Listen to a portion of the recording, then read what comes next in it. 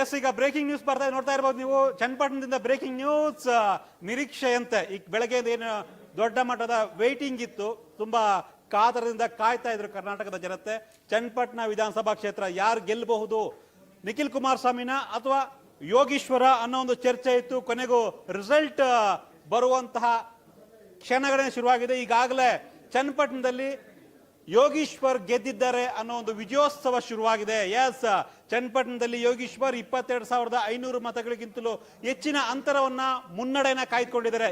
ಈ ಒಂದು ಟ್ರೆಂಡ್ ನೋಡ್ತಾ ಇದ್ರೆ ಈಗಾಗಲೇ 14 ರೌಂಡ್ ಮುಕ್ತಾಯ ಆಗಿದೆ ಮತ ಎಣಿಕೆ. ಇನ್ನು ಕೇವಲ 6 ರೌಂಡ್ಸ್ ಮಾತ್ರ ಇದೆ.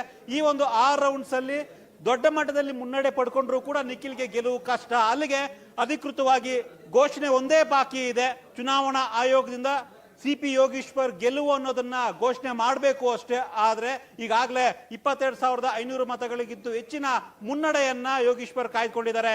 ಒಂದ್ ರೀತಿ ಮಣ್ಣಿನ ಮಕ್ಕಳು ದೇವೇಗೌಡರು ಮತ್ತು ಕುಮಾರಸ್ವಾಮಿ ಅವರ ಸುಪುತ್ರ ಏನಿದ್ರು ನಿಖಿಲ್ ಕುಮಾರಸ್ವಾಮಿ ಅವರಿಗೆ ಒಂದ್ ರೀತಿ ಗರ್ವಭಂಗ ಆಗೋಯ್ತಾ ಅನ್ನೋ ಒಂದು ಚರ್ಚೆ ಆಗ್ತಾ ಇದೆ. ತುಂಬಾ ಹೋಪ್ಸ್ ಇತ್ತು. ಮಂಡ್ಯ ಸೋತ ಮೇಲೆ, ರಾಮನಗರ ಸೋತ ಮೇಲೆ, 3ನೇ ಬಾರಿ ರಾಮನಗರದಲ್ಲಿ ಸೋತ ಮೇಲೆ ಈ ಚನ್ನಪಟ್ಟಣದಲ್ಲಿ 3ನೇ ಬಾರಿ ಗೆಲ್ಲಬಹುದಾ ಅನ್ನೋ ಒಂದು ನಿರೀಕ್ಷೆ ನಿಖಿಲ್ ಕುಮಾರಸ್ವಾಮಿಗೆ ಇತ್ತು. ಆದ್ರೆ ಆ ಒಂದು ನಿರೀಕ್ಷೆ ತುಂಬಾ ಏನು ಹೋಪ್ಸ್ ಇತ್ತು ಜೆಡಿಎಸ್ಗೆ, ಕುಮಾರಸ್ವಾಮಿ ಆಗಿರ್ಬೋದು, ದೇವೇಗೌಡರು ಆಗಿರ್ಬೋದು, ಅಥವಾ ನಿಖಿಲ್ ಕುಮಾರಸ್ವಾಮಿ ಆಗಿರ್ಬೋದು, ಇಡೀ ಜೆಡಿಎಸ್ ಕಾರ್ಯಕರ್ತರು ಕಾಯ್ತಾ ಇದ್ರು ನಿಖಿಲ್ ಕುಮಾರಸ್ವಾಮಿ ಅವರ ಒಂದು ಗೆಲುವನ್ನ ನೋಡ್ಬೇಕು ಅಂತ. ಆದ್ರೆ ಆ ಒಂದು ಗೆಲುವು ಮರೀಚಿಕೆ ಆಗ್ತಾ ಇದೆ, ಕನಸೆ ಆಗ್ತಾ ಇದೆ, ನನಸಾಗ್ತಾ ಇಲ್ಲ. ಯೋಗೀಶ್ವರ್ ಕೊನೆ ಕ್ಷಣದಲ್ಲಿ ಬಿಜೆಪಿಯನ್ನ ಬಿಟ್ಟು ಕಾಂಗ್ರೆಸ್ಗೆ ಜಾಯಿನ್ ಆಗಿದ್ರು. MLC ಸ್ಥಾನಕ್ಕೂ ಕೂಡ ರಾಜೀನಾಮೆಯನ್ನ ಕೊಟ್ಟಿದ್ರು. MLC ಸ್ಥಾನಕ್ಕೆ ರಾಜೀನಾಮೆಯನ್ನ ಕೊಟ್ಟು ಕಾಂಗ್ರೆಸ್ಗೆ ಬಂದು ಕಾಂಗ್ರೆಸ್ ಅಭ್ಯರ್ಥಿಯಾಗಿ ಸ್ಪರ್ಧೆ ಮಾಡಿದ್ರು. ಒಂದ್ ರೀತಿ ಪ್ರತಿಷ್ಠೆಯ ಕಣ ಇದು. ಗೌಡರ ಕೋಟೆಯಲ್ಲಿ ಗೌಡರ ಒಂದು ಯುದ್ಧ ಅಂತ ಕನ್ಸಿಡರ್ ಮಾಡಿದ್ರು. DK Shivakumar versus Kumaraswamy, Congress versus NDA ಮೈತ್ರಿಕೂಟ. ಕೊನೆಗೂ ಈ ಒಂದು ಜಿದ್ದಾಜಿದ್ದಿನ ಕಣದಲ್ಲಿ ಯೋಗೀಶ್ವರ್ ಗೆಲುವನ್ನ ಸಾಧಿಸ್ತಾ ಇದ್ದಾರೆ. ಬಹುತೇಕ ಗೆದ್ದಂತೆ ಆಗಿದೆ ಯೋಗೀಶ್ವರ್. ಅಧಿಕೃತ ಘೋಷಣೆಯೊಂದೇ ಬಾಕಿ ಇದೆ. ಇನ್ನು ಕೇವಲ 6 ರೌಂಡ್ಸ್ ಮತ ಎಣಿಕೆ ಮಾತ್ರ ಬಾಕಿ ಇದೆ. ಈಗಾಗಲೇ 22,000ಕ್ಕೂ ಹೆಚ್ಚು ಅಂತರದಿಂದ ಮುನ್ನಡೆಯನ್ನ ಕಾಯ್ದುಕೊಂಡಿದ್ದಾರೆ ಯೋಗೀಶ್ವರ್.